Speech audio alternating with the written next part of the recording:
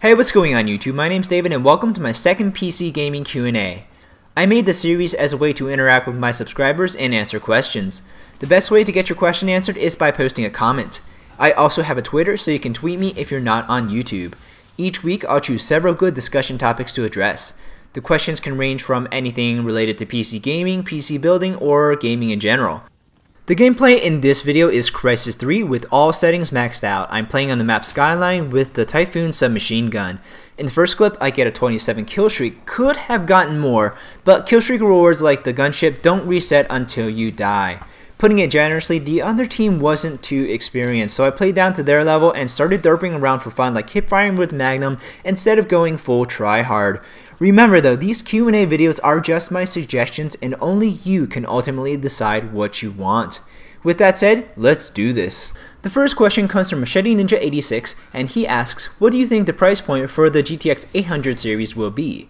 In theory, the 880 should outperform the Titan by a very good margin, but will it stay under $1,000? Are we going to pay a heftier price to upgrade next year?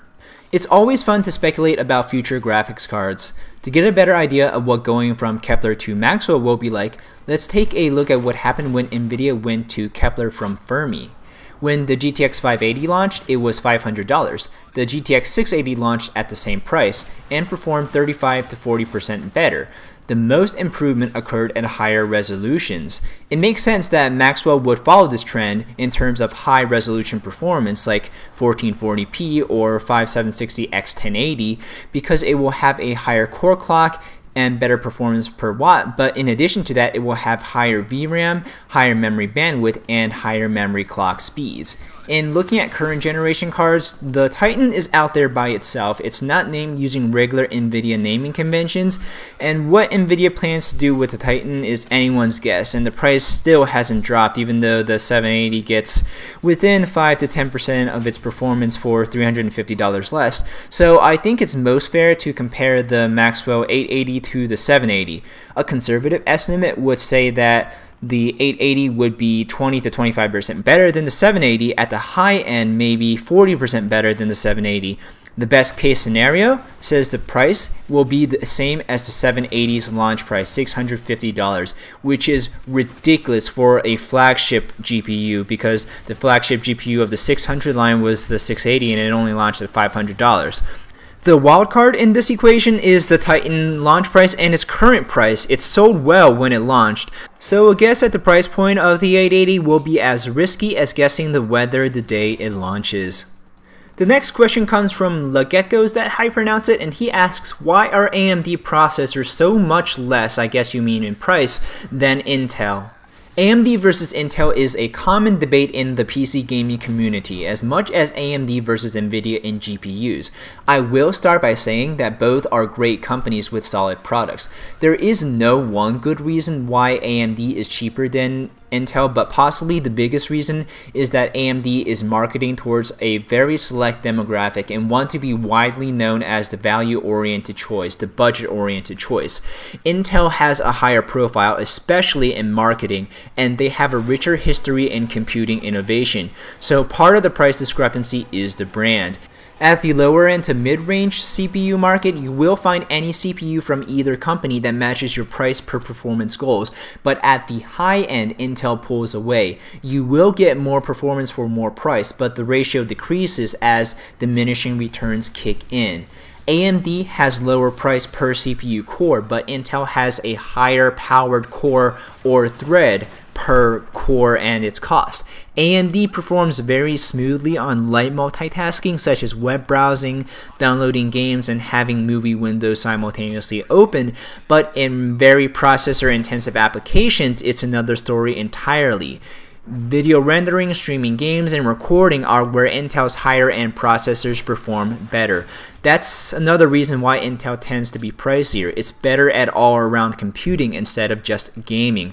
For anyone over a $750 budget, I personally would recommend Intel for this reason. If you're not ready for an i7, get an i5, and socket compatibility will hopefully allow you to upgrade to next gen's i7. The next question comes from Mubarak Abdullah. I hope I pronounced that correctly. Should I build my gaming PC now with DDR3 RAM or wait for DDR4? Or at least wait for a DDR4 motherboard compatible for future upgrades? The biggest defining feature about DDR4 memory I've seen so far is a 2133 MHz base clock and lower voltage requirements. RAM should be the least of your concerns in a new PC build. I've seen some people agonize more about what color fans they want than the type of RAM they're getting.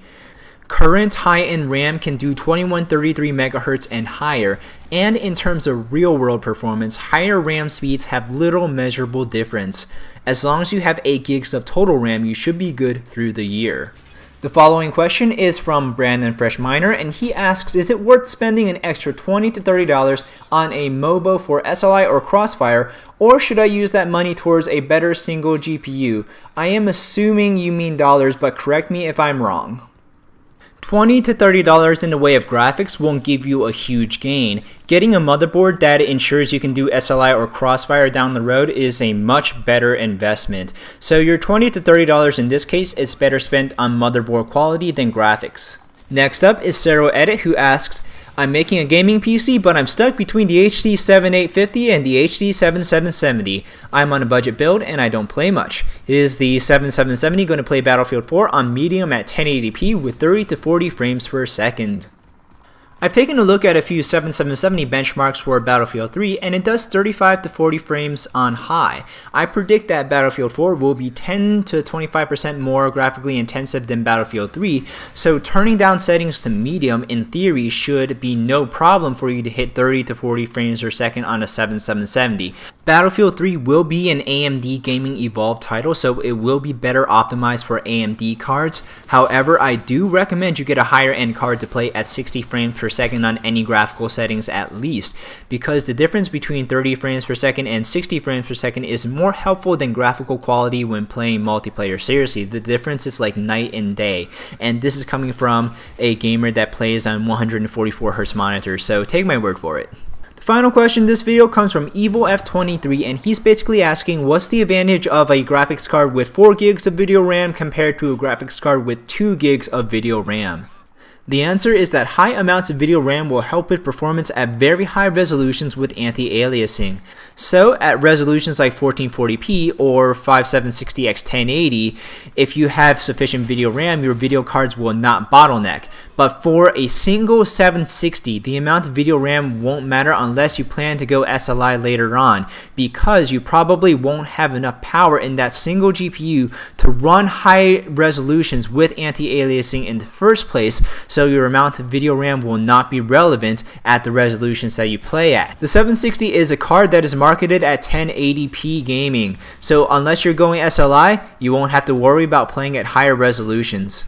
Keep in mind though that VRAM is not additive, so if you SLI a card with 2 gigs of video RAM with a card that has 4 gigs of video RAM, you will not have 6 gigs of video RAM available, you will only have 2 gigs of video RAM. Thank you to everyone who has participated. This concludes my second ever PC gaming Q&A. I'll try to make this a weekly series. Be sure to ask any questions about gaming by posting a comment or tweeting me for a chance to be featured in the next Q&A. Be sure to subscribe to my channel if you haven't already. My name's David and I'll see you next video.